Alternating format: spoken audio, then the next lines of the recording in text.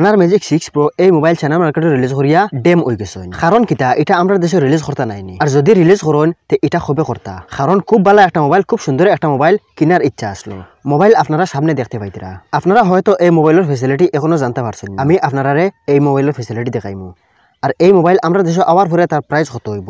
তো চলো ভিডিও খুব ইন্টারেস্টিং হইব, আপনারা লাস্ট পর্যন্ত দেখতে থাকবা। আর দুদিন এই চ্যানেল প্রথম ভিজিট করে তখন অনুরোধ করে সাবস্ক্রাইব করে লিবা, বেল আইকন বাজিয়ে দিলাইবা, আর কষ্ট করে একটা লাইক করে দিবা, তাকি এইরকম মোবাইল রিলেটেড নলেজ ভিডিও আপনারা সবার ফার্স্টে দেখতে পারেন।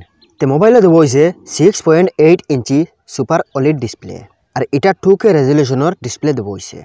4053 তার পিক্সেল ডেন্সিটি দেবো হয়েছে। 120 হার্জ তার রিফ্রেশ রেট দেবো হয়েছে। 1600 নিট ব্রাইটনেস দেবো হয়েছে।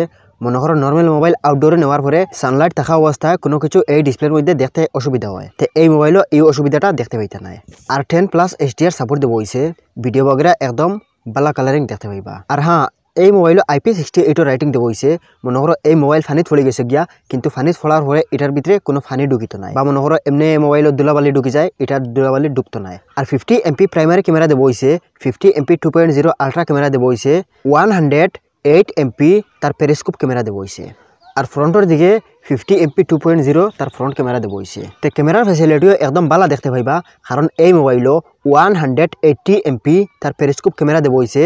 এই মোবাইল দিয়া ফুল HD 4K 30fps পর্যন্ত ভিডিও রেকর্ডিং করতে পারবা। আর ফ্রন্টের ক্যামেরা 50MP ক্যামেরা দেবো হয়েছে। ফ্রন্টের দিকে 4K 30fps পর্যন্ত ভিডিও রেকর্ডিং করতে পারবা, একদম ফুল HD ভিডিও রেকর্ডিং করতে পারবা। তো ক্যামেরা ভালো দেবো হয়েছে। 5600 mAh ব্যাটারি দেবো হয়েছে। 80 ওয়াটের সুপারফাস্ট চার্জার দেবো হয়েছে। আর মোবাইলের ব্যাকের দিকে মিনারেল গ্লাস ইউজ করা হয়েছে। তো মোবাইলের একটা লেদার ভেরিয়েন্ট দেবো হয়েছে, আর একটা মিনারেল গ্লাস ইউজ করা হয়েছে। তো আমার গ্লাস ফিনিশিং যেটা, ওটা আমার বেশি ভালো লাগছে। আপনারা কোনটা ভালো লাগছে কমেন্টের মাধ্যমে জানাইবা।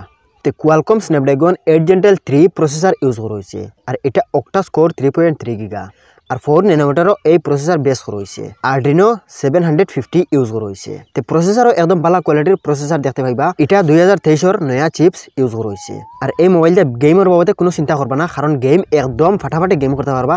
খুব বাম্পার গেমিং হইব, না কোনো ল্যাগ করবো, না কোনো অসুবিধা দেখতে পাইবা। 12GB র্যাম দেবো হয়েছে। 256GB তার এক্সটার্নাল মেমোরি দেবো হয়েছে। এই মোবাইলও ডুয়াল সিম সাপোর্ট দেবো হয়েছে। GPS তো দেবো হয়েছে।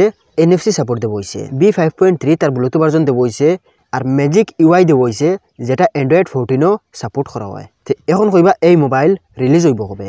তো এই মোবাইল কিছু লিক পাওয়া যার 18 সেপ্টেম্বর 2024 এই মোবাইল রিলিজ হয়ে যাব গিয়া।